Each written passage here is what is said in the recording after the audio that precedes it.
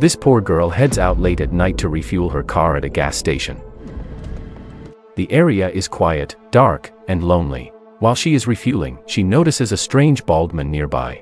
At first, she doesn't think much of it. But then, she sees something shocking. He is dragging a body and trying to hide it inside his car trunk. She freezes in fear. Her heart races. She cannot believe what she is seeing. Terrified and shaking, but the moment she raises her phone, the bald man looks directly at her from a distance. He instantly realizes she saw everything. He knows that if she reports him, he will be caught and locked away forever. Without wasting a second, the killer rushes toward her, running with deadly intent. She gasps, shocked and trembling, and jumps into her car. She starts the engine quickly and drives away as fast as she can. But then, something unexpected happens. Welcome back to Movie Unlimited.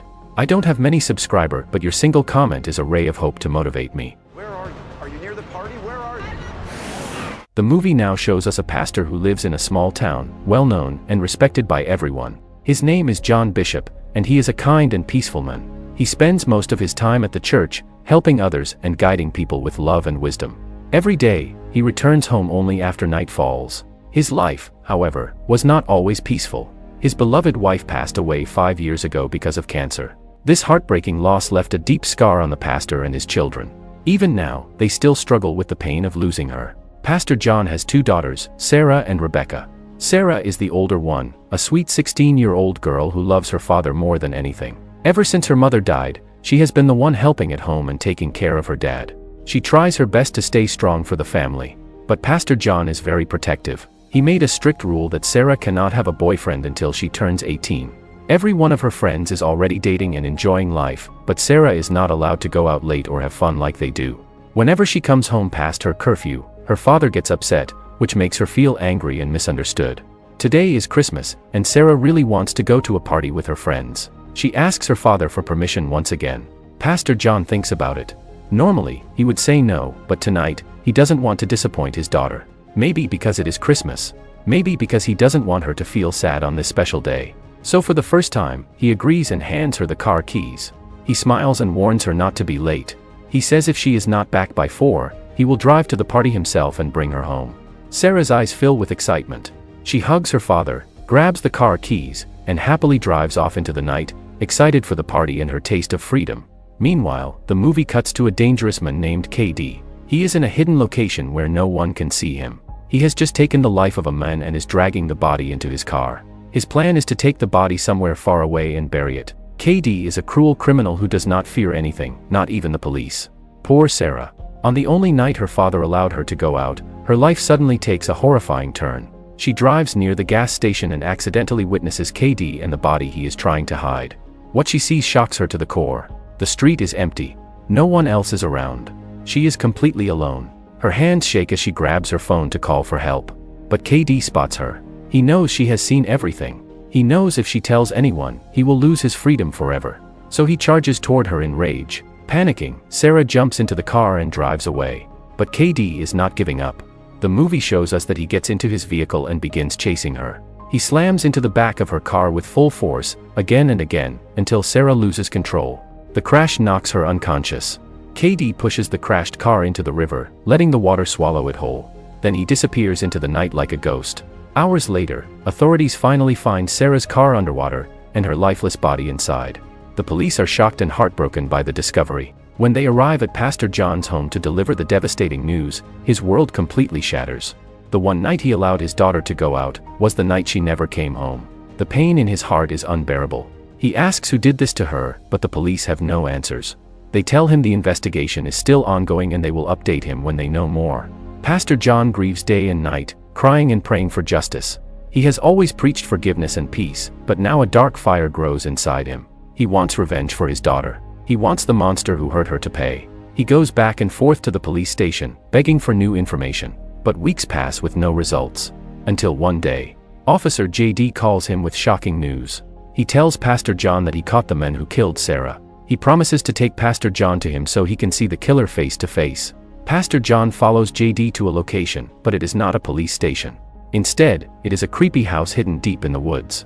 Confused and fearful, Pastor John steps inside. The moment he enters, his heart nearly stops. He sees a man tied to a chair, the same bald killer, KD, and JD proudly tells him that he is the one who captured and tied him there. The pastor has no words. The police have been carefully investigating the video surveillance from the gas station where Sarah was last seen before she tragically passed away. When they watch the footage again and again, they see Sarah standing near her father's car while refueling. She is calm at first, unaware of the danger around her. But then, the camera clearly shows a suspicious bald man.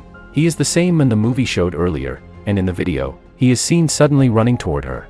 His aggressive movement leaves no doubt that he was chasing her with bad intentions. When JD, the police officer who has been working on Sarah's case, sees this shocking video evidence, he becomes filled with anger and determination.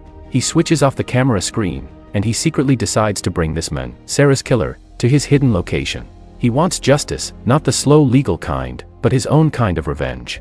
So now, he tells Pastor John that the person responsible for his beloved daughter's death is right here in this house and tightly restrained. JD tells the pastor that he can do whatever he feels is right to avenge Sarah. He has given Pastor John a chance to face the monster who stole his child away. The pastor is shocked beyond imagination. The idea of a police officer taking someone like this and tying him up in a hidden house is something he never expected in his life. He stares at JD with confusion and fear, wondering how someone whose job is to protect the law could do something like this. JD begins to explain his own painful story, one that has been haunting him for years. His voice is heavy, and his eyes show stored anger. Shockingly, he reveals that 8 years ago, a cruel man came into his home and took the life of his wife in a horrifying way. JD tried everything he could to find the person who destroyed his family, but even when he did find him, he didn't want a simple prison sentence. He wanted the killer to feel fear and pain, just like his wife did. So JD kidnapped his wife's murderer and brought him right here, the same house Pastor John is standing in. He didn't stop there. After that, JD began tracking down other dangerous criminals, killers, monsters, and people who had made innocent families suffer. Instead of letting the justice system take its slow path, he dragged them into this hidden nightmare house and punished them himself. In every room of this place, he locked one criminal inside. Some had been trapped here for many years, starving, exhausted, and forgotten from the world. He tortured them, and now they barely even look human anymore. Pastor John is deeply shocked by all of this. As a man of God, he always taught love, forgiveness, and peace. Seeing living people tossed aside like animals breaks his heart. He walks from room to room, seeing hollow eyes and weak bodies. One criminal had been here for 5 whole years, without food, without sunlight, without hope. The pastor's soul aches at the sight. A Bible verse echoes loudly in his mind: never avenge others, leave it in God's hands. This is the message he has always taught his church members. He remembers his own sermons, his own belief in forgiveness, and because of that, he steps back, and with a soft but strong voice, he tells JD that he cannot do this. He feels his daughter would never have wanted him to turn into a monster himself. JD becomes angry and challenges him. He pushes him with painful words, asking how he can just walk away when the very man who caused his daughter's last cry sits tied up in front of him. He reminds Pastor John that Sarah must have screamed for help and yelled, "Dad," with fear in her voice. He tries to make him furious, tries to make him pick up the weapon and end the killer's life himself. The pastor feels dizzy with sadness, anger, and confusion. Overwhelmed, he decides to leave. But as he walks toward the exit, something in him changes. He knows these prisoners, no matter what they have done, should not be treated like beasts. So quietly, without JD seeing him, Pastor John begins opening the doors that lock these criminals inside. One by one, starving prisoners stumble out. Their eyes look wild because they have forgotten what freedom feels like. Their hunger is so strong that they don't see Pastor John as a rescuer. They see him as food. They rush toward him, ready to attack. Terrified, the pastor hides quickly. The escaped prisoners roar like hungry animals. They spot JD before he realizes what is happening. In seconds, they jump onto him. Screams fill the house as they surround him and tear him apart. JD's twisted mission ends in a horrifying way that he brought upon himself. The pastor doesn't wait another second. He escapes the chaos and runs outside, where he finds a motorcycle. With desperate speed, he rides far away from the nightmare house. But one more terrifying problem remains. KD, the killer who took Sarah's life, has also escaped. And now he is hunting Pastor John, and the two of them start a wild fight. They crash into furniture, break walls, and throw punches with everything they've got. They grab each other's necks, each man trying to survive. KD is stronger and seems like he might win, but then Pastor John finds a sharp tool nearby. With a final surge of courage, he stabs KD and pushes him into a giant metal machine. The machine is used for crushing and breaking equipment into tiny pieces. As KD falls inside, the machine destroys him completely, finally ending his evil forever. The movie then shifts 2 years into the future. Pastor John is still heartbroken about Sarah's death, but now he has found a way to continue living. He focuses on his remaining daughter, Rebecca. He spends time with her, protects her, and loves her more than ever. He has learned that running from danger only creates more pain. Now, he stands strong. He will fight for those he loves. No one will ever harm his daughter again. The movie ends with a powerful message. A father who once hid from conflict now stands ready to defend his family at any cost. Dear viewers, this was the movie The Retaliators. It shows how love can push someone to the edge, and how even a peaceful heart can turn fierce when family is in danger. Tell us in the comments what you think about this intense and emotional movie. And don't forget to like, subscribe, and join us next time as we bring you another exciting story. Stay safe and stay tuned.